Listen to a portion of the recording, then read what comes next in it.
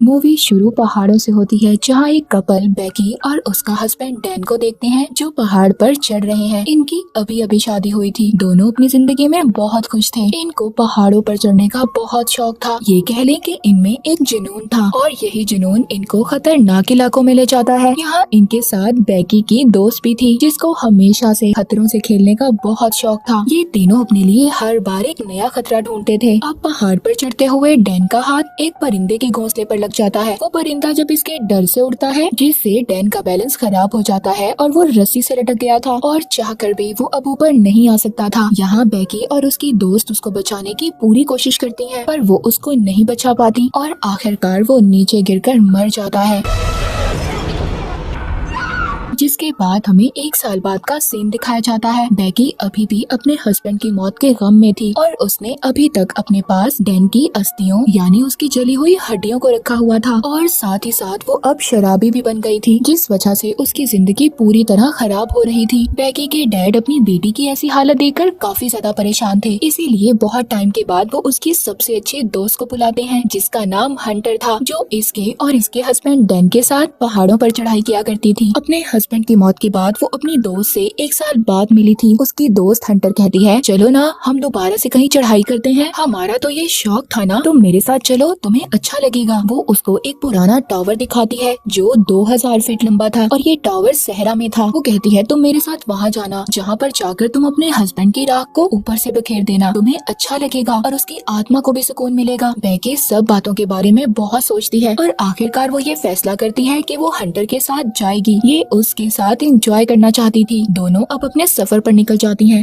रास्ते में ये खूब मस्ती करती हैं और अपने फोन पर वीडियोस भी बनाती हैं, पर इसी दौरान उनकी लापरवाही की वजह से दोनों के साथ हादसा होने वाला था। एक ट्रक जो बहुत स्पीड से आ रहा था इनकी गाड़ी को मारने वाला था, लेकिन ऐन वक्त पर ये अपनी गाड़ी को रोक लेती हैं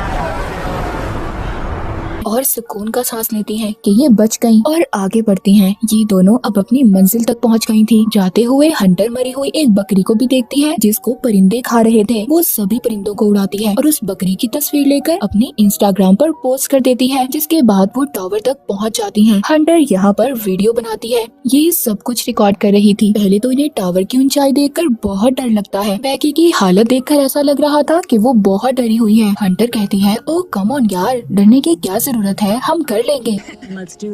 वो अपने आप को रस्सी से बांधती है और बेकी को भी। फिर ये ऊपर चढ़ना शुरू करती है, लेकिन बेकी ऊपर चढ़ते हुए सब महसूस कर रही थी, पुराने जंग लगे टावर और उसकी सीढ़ी की आवाज जब ये ऊपर चढ़ रही थी। बेकी को डर तो लग रहा था पर वो ऊपर चढ़ती रहती है। काफी ज्यादा ऊपर चढ़ने पर हंटर उसको बताती है कि हम आधे टावर पर चढ़ चुके हैं, यानी कि उन्होंने 1000 फीट को पूरा कर लिया था। वो इतनी ऊंचाई पर चढ़ गई थी जितनी आईफल टावर की ऊंचाई हो। यहाँ पर हवा भी बहुत तेज चल रही थी क्योंकि ये बहुत ज्यादा ऊंचाई पर थी और इन्होंने एक सीढ़ी को भी पकड़ लिया था। हंटर कहती है, बस थोड़ा सा दूर, हम लोग जल्दी अपनी मंजिल तक पहुंच जाएंगे। पर बेकी जब नीचे देखती है कि वो इतनी ऊपर आ गई है, उसको डर लगने लगा था। इस बात पर हंटर सीढ़ी को हिलाकर उसके साथ मजाक भी करती है, जिससे वो बहुत डर जाती है। मगर अब आहिस्ता आहिस्ता इतने ऊंचे टावर पर ये दोनों चढ़ गई थी, लेकिन इसी दौरान इस टावर की सीढ़ी का एक पेच निकल जाता है जो इन्हें नहीं पता चलता। ये तो अपनी खुशी मनाने में लगी हुई थी। हंटर अपना ड्रोन कैमरा निकालती है और सब कुछ रिकॉर्ड करती है। बेकी भी अपने दोस्त के साथ खुश थी, पर हंटर यहाँ पर नहीं रुकती। वो टावर से लटक जाती है और बेकी से कहती है कि मेरी तस्वीर बनाओ, और साथ ही साथ वो बेकी को भी ऐसा करने का कहती है। उसे डर तो लग रहा था, पर अपने डर पर काबू पाते हुए वो हंटर की बात मान लेती है और लटक जाती है और लटक कर वो भी तस्वीर बनाती है, जिसके बाद हंटर उसको गले लगा लेती है। यहाँ पर बेकी अपने हस्बैंड की राख को हवा में उड़ा देती है। अब इसको कुछ सुकून मिला था और दोनों उसके बारे में याद करने लगती हैं। जब सब कुछ खत्म हो गया था, ये वापस जाने का फैसला करती हैं। ये अपना सारा सामान पैक करती हैं। बेकी जैसे ही अपना बैग लेकर नीचे उतरती है, पुराने टावर की जंग लगी सीढ़ी टूट गई थी। बेकी लटक जाती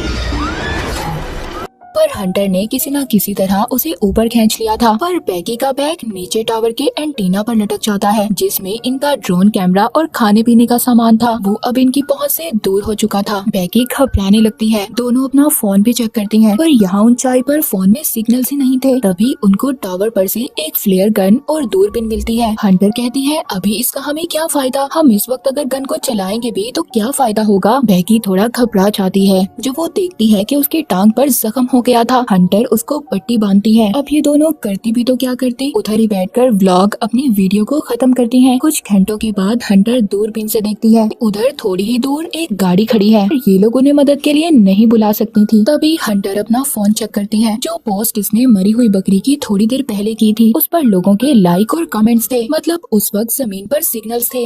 हंटर अब मदद के लिए एक मैसेज लिखती है और अपनी आईडी पर पोस्ट कर देती है। अपने फोन को रस्सी से बांधकर थोड़ा सा नीचे करती है ताकि सिग्नल्स आ सके और इसके पोस्ट को देखकर इसके फॉलोअर्स इनकी मदद को आए। पर अभी भी फोन पर सिग्नल्स नहीं थे और इनका मैसेज भी पोस्ट नहीं हुआ था। अब खुद लटक कर फोन नीचे करने का फैसला करती है, लेकिन उनका मैसेज अभी भी पोस्ट नहीं होता। अब हंटर ये सोचती है कि वो अपने फोन को नीचे फेंक देगी, पर पहले ये उसे अपनी जुराब में डालती है और फिर अपने जूते में, ताकि इसका फोन जमीन पर गिरने से टूटे ना। और फिर ये अपने फोन को नीचे फेंक देती है, जिससे कि जमीन पर सिग्नल्स आएंगे और इसकी पोस्ट तो सेंड हो ही जाएगी। हंटर जब दूरबीन से देखती है तो जमीन पर इसको एक आदमी और उसका डॉग नजर आता है, जो अपने फोन पर किसी से बात कर रहा था। इसीलिए यहाँ पर बैगी जल्दी से अपना जूता फेंक देती है ताकि वो आदमी कुछ नोटिस करे, मगर वो कुछ नहीं करता और चला जाता है। लेकिन बैगी यहाँ पर गन चलाने लगती है। हंटर उसको रोक देती है और कहती है, सूरज डूबने का इंतजार तो करो, हमें कोई ना कोई तो बचाने आएगा। रात हो गई थी। बैगी अपना वक्त गुजारने के लिए अपनी पुरानी वीडियोस देखती है, जिसमें वो अजीब बात नोटिस करती है कि हंटर उसको और उसके हस्बैंड को अजीब नजरों से देख रही थी। लेकिन तभी हंटर उसको फ्लेयर गन चलाने का बोलती है और साथ ही वो अपने फोन की लाइट को जलाकर इधर उधर करने लगती है। तभी उन्हें दो आदमी देख लेते हैं, पर वो उनकी मदद नहीं करते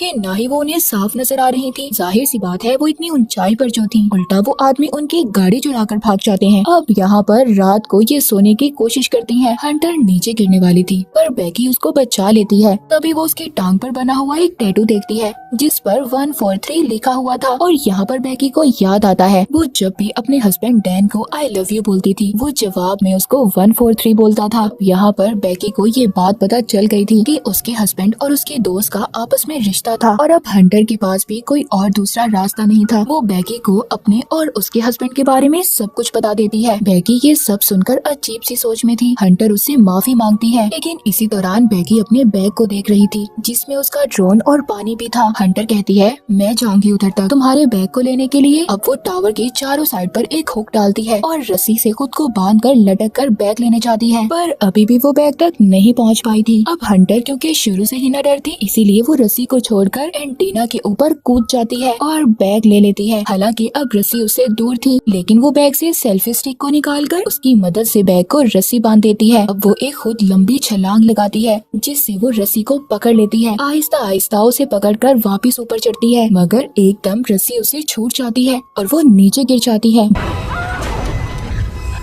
बैगी ये देखकर रोने लगी थी, पर जब वो थोड़ा सा नीचे की तरफ देखती है तो हंटर लटकी हुई थी। मतलब वो अभी भी जिंदा थी, मगर अब उसके हाथ जख्मी हो गए थे। वो अब खुद से ऊपर नहीं आ सकती थी। बैगी अपनी पूरी ताकत लगाती है उसको ऊपर खींचने में। आखिरकार उसने अपने दोस्त को बचा लिया था। वो बैग से पानी निकाल कर पीती है, जिसके बाद वो एक नोट लिखती है और उसको ड्रोन पर लगाकर उड़ा देती है। मगर बदकिस्मती से जैसे ही वो थोड़ा सा आगे जाता है, उसकी बैटरी खत्म हो गई थी, जिस वजह से इन्हें उसको वापस बुलाना पड़ता है। अब रात हो गई थी। बैगी रात को देखती है कि उसकी दोस्त हंटर नीचे गिरकर मर चुकी है और उसकी लाश को परिंदे नोच नोच कर खा रहे हैं। पर जैसे ही वो जागती है, उसको पता चलता है ये तो सिर्फ उसका एक ख्वाब था। टावर के ऊपर जलती हुई लाइट को देखती है, तभी इसको आइडिया आता है कि वो ऊपर जाकर ड्रोन की बैटरी को चार्ज करेगी। अगली सुबह ये ऐसा ही करती है। बैगी ऊपर जाकर ड्रोन को चार्ज करती है और उस वक्त तक लटकी रहती है जब तक ड्रोन चार्ज न हो जाए, जिसके बाद ये नीचे आती है। अब ये एक पेपर पर नोट लिखती है और उसको ड्रोन पर लगाकर उड़ा देती हैं। ये अपने ड्रोन को एक घर की तरफ भेजती हैं। इससे पहले ड्रोन घर तक पहुंच पाता, गाड़ी से टकराकर टूट जाता है।